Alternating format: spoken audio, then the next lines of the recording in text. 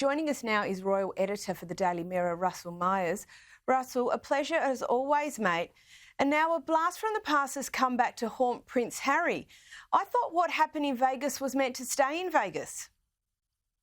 Well, good evening, Caro. Well, I mean, Harry must have been absolutely hoping and praying it was, because it's a pretty of an awful set of circumstances. The woman that he was engaged with in that infamous evening in 2012, where we saw Prince Harry in the buff playing naked billiards, is coming back to haunt him, and she is saying now that she has some pictures that she would like to sell, possibly on the OnlyFans site, and she's pretty much saying that she was aggrieved that she didn't get a mention in his memoir Spare. I mean, everybody else did within the royal family, but unfortunately, Miss Royale, as she is aptly named, did not. So whether she will earn a couple of $1 million, as she said she wanted to, or not, remains to be seen. But OnlyFans, for their part, have said that she would need consent to pass any of these images off on their website, which I can't imagine Harry giving. But it's an interesting tale anyway, and I'm sure one Harry didn't like explaining over the breakfast table when the papers dropped.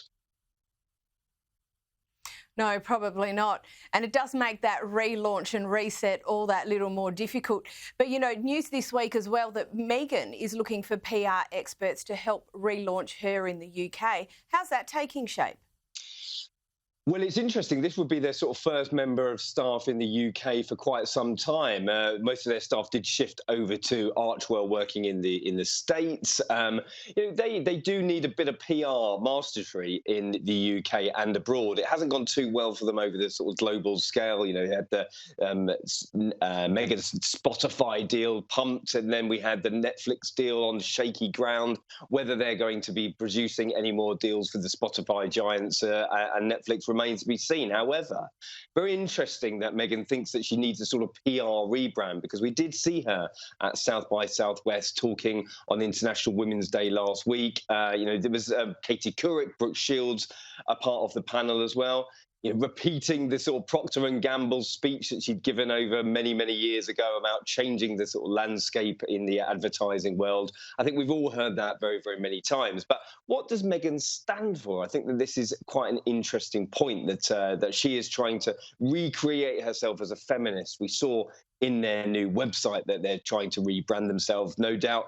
her new bio was written by herself, as was the South by Southwest bio as well. So interesting times for Meghan, I think. I'm not too sure whether we're going to see her on UK shores anytime soon, though. But some good news for the Sussexes and for Harry in particular, and in relation to the 2027 Invictus Games. What's been announced there this week?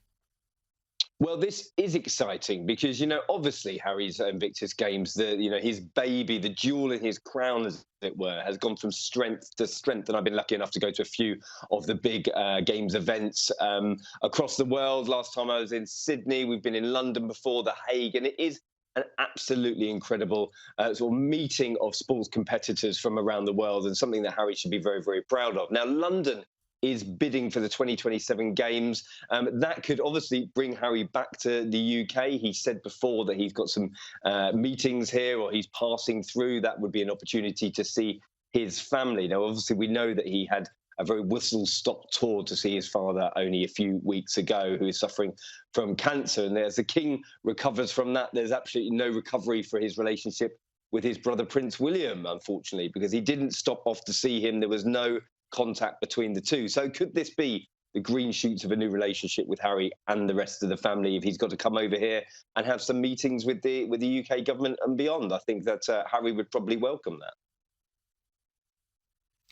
I think that would be welcomed across the board, to be perfectly honest. But on to Princess Catherine, and her health continues to make headlines. It continues to be the subject of much speculation.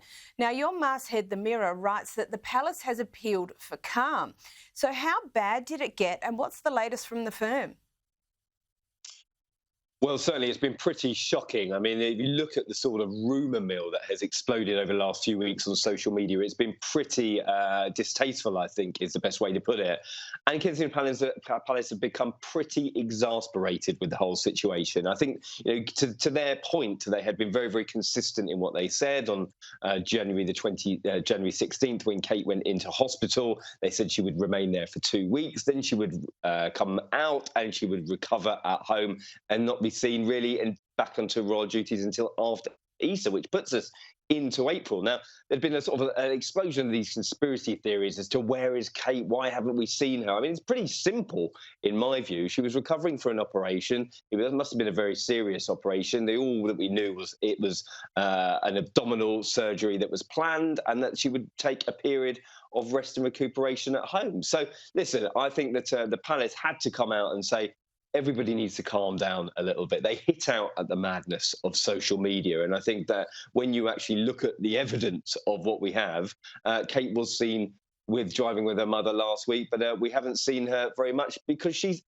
doing exactly that, resting and recuperating. So let's give her some time off and hopefully look forward to seeing her when she's back. And as she should be. And as a corollary to that, Prince William, he's been carrying out official duties and he's been helping at home. He's really doing things differently at the moment to support across the family, isn't he? Well, very much the modern man, isn't he? I mean, he's juggling all sorts at the moment. I mean, he's obviously took a period of time off. There's a lot of discussion around that as well. Would most partners be able to take such considerable time off if their spouse was in hospital as well? I mean, listen, they're not a normal family, are they? They're not existing as sort of the normal parameters of work. But what I will say is that he obviously had his father taking a leave of absence as well. The king is still recovering from cancer treatment. He's going to be out of the picture for quite some time. So is his wife, not only taking a period of leave and going to be put on the sidelines for many, many weeks. And then he's got a lot resting on his shoulders. So he's got 3 kids at home. You've got a job to do. We've had the big announcements with Earthshot this week and things that he's sort of been beavering away in the background. So, listen, I think that there will be a period of calm, as Kensington Palace have appealed for. And then, in the next few weeks, we should see a bit more normality in terms of his schedule as well.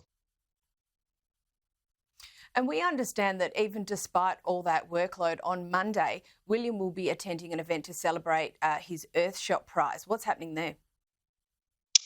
Well, this is interesting, actually. I was with an engagement with William on Friday, and that was at the Oval Cricket Ground when we've played you guys in the Ashes many, many times over. And the reason that he was there is to sort of do this Earthshot Launchpad, it's going to be called. It's basically like a Dragon's Den style program. They're going to be pitching investors and philanthropists with the innovators from his Earthshot Prize program. And this is not only the winners, it's going to be the finalists as well, anyone that they deem worthy of sort of coming into this sort of family of people who have got the money, got the funds to pitch up with these amazing innovators who are turning out these planet-saving ideas.